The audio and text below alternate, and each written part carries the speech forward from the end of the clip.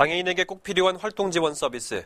제대로 된 활동 지원 서비스를 위해서는 서비스를 제공하는 활동 보조인에 대한 처우도 중요합니다. 이번 복지신문고에서는 2주에 걸쳐 활동 지원 서비스의 문제점을 장애 당사자와 활동 보조인의 관점에서 알아보겠습니다. 활동 보조인이 퇴근한 후 홀로 집에 있다가 화재로 인해 한 장애인이 목숨을 잃은 사건이 있었습니다. 그 후 장애인 활동지원제도 24시간 보장이 사회적 화제가 되면서 몇몇 자치구에서는 24시간 지원 시범 운영을 약속하는 등 조금씩 변화가 있었는데요. 그와 비교했을 때 장애인들에게 직접적인 서비스를 제공하는 활동 보조인의 처우는 달라진 것이 있을까요? 3년째 자립생활을 하고 있는 윤국진 씨가 지내고 있는 서울 강동구 천호동의 한 체험홈. 밤 늦은 시간까지 윤 씨는 활동 보조인과 함께 있었습니다. 침대로 윤 씨를 옮겨주는 활동 보조인 구 씨. 체구가 작은 윤 씨지만 한번 침대로 옮기고 나면 제법 숨이 차오릅니다. 자도 깊은 잠을 못 자니까 몸에 경직이 일어나고 다리가 꼬이고 그러니까 수시로 깨요. 지가 나서 119까지 불러가지고 응급실까지 실려간 적이 있었어요. 형님이 오고 나서부터 119 대신 형님이 계셔요. 언제 응급 상황이 닥칠지 몰라 윤 씨의 목소리를 잘 듣기 위해 방이 아닌 거실에 이불을 펴는 구 씨. 퇴근해도 상관없는 시간이지만 혼자서는 몸을 가누지 못하는 윤 씨 걱정에 자주 이곳에서 잠을 자곤 합니다.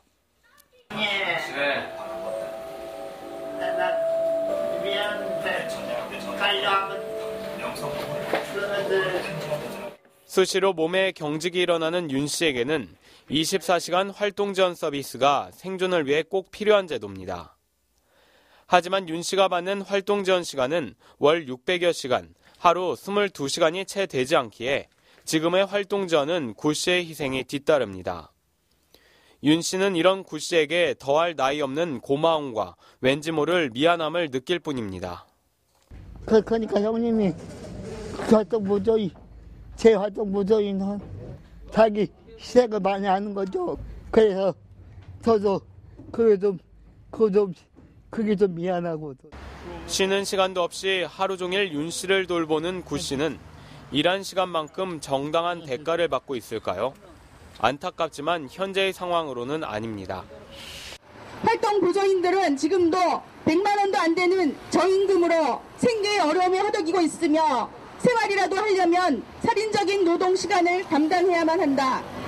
다른 노동자들은 명절 때면 상여금이라도 받고 연말이면 성과급이라도 꿈꾸고 오래 버티면 근속수당이라도 받는다지만 얼마 전 복지부는 2014년 장애인 활동지원 서비스 시급을 동결한다고 발표했었는데요.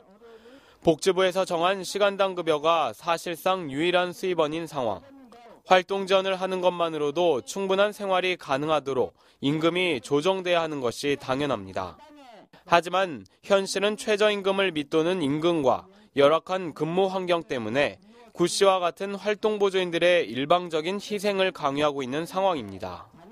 활동보조 활동을 한 지 한 5년 됐는데 5년 동안 참 많은 것을 바뀌었고 우리 이용자도 많이 바뀌고 그랬는데 단 한 가지 활동보조인들의 임금이라든가 활동보조인들의 처우 개선은 어떻게 된 게 가면 갈수록 더 못하는 것 같아가지고 참 안타까운.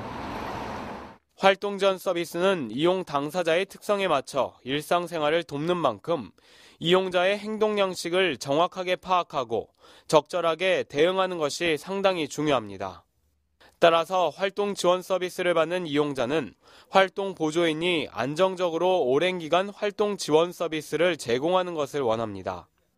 윤 씨의 경우 2명의 활동 보조인에게 안정적인 활동 지원 서비스를 받을 수 있는 상황이지만 대부분의 장애인들은 활동 보조인이 자주 바뀌어 제대로 된 활동 지원 서비스를 받지 못하고 있습니다.